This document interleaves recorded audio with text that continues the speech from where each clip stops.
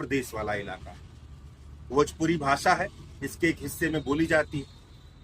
तो अगर नेताओं की दृष्टि से देखें तो छपरा, सिवान, गोपालगंज, थावे, इन सारी जगहों पर सबसे बड़ा कोई नेता है तो वह नरेंद्र मोदी।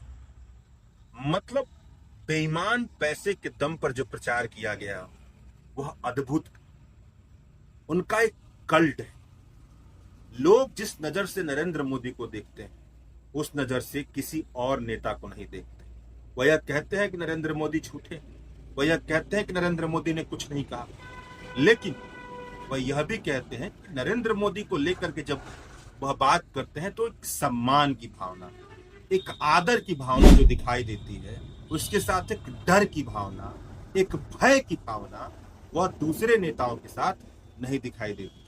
ऐसा लगता है कि वह किसी इंसान के बारे में नहीं, किसी असाधारण इंसान के बारे में बात कह रहे हैं। किसी ने तो यहां तक कह दिया कि नरेंद्र मोदी ने जो किया 20 साल बाद लोग तरसेंगे और ये कहेंगे क्या नेता थे। इस तरह की बात किसी ने कही।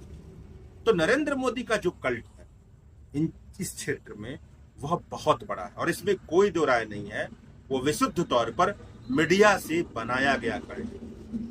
मीडिया में जो झूठा प्रचार किया गया उनका, उससे जो तस्वीरें निकलती हैं आम जनमानस, वह तस्वीरें इतनी बड़ी हैं कि वह नरेंद्र मोदी को लेकर के यह नहीं स्वीकार कर पाती है कि यह जो नेता है वह गलत है।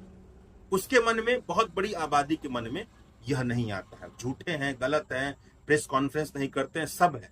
ये सारे तर्क देने के बावजूद भी नरेंद्र मोदी बहुत बड़े नेता है। यह विशुद्ध तौर पर मीडिया द्वारा बनाया गया एक छवि है जिसको स्वीकार कर लिया है यहाँ की बहुत बड़ी आबादी। अब आते हैं, क्योंकि नरेंद्र मोदी की बात हुई तो राहुल गांधी की बात कर लेते हैं, कांग्रेस की।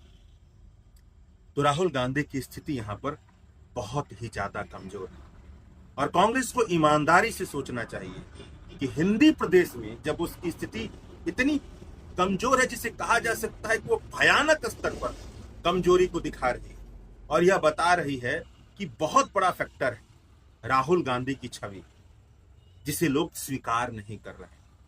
मतलब विपक्ष भारत का कितने नदी में है, कितने समंदर में है या कहां पर है, उसे समझना है।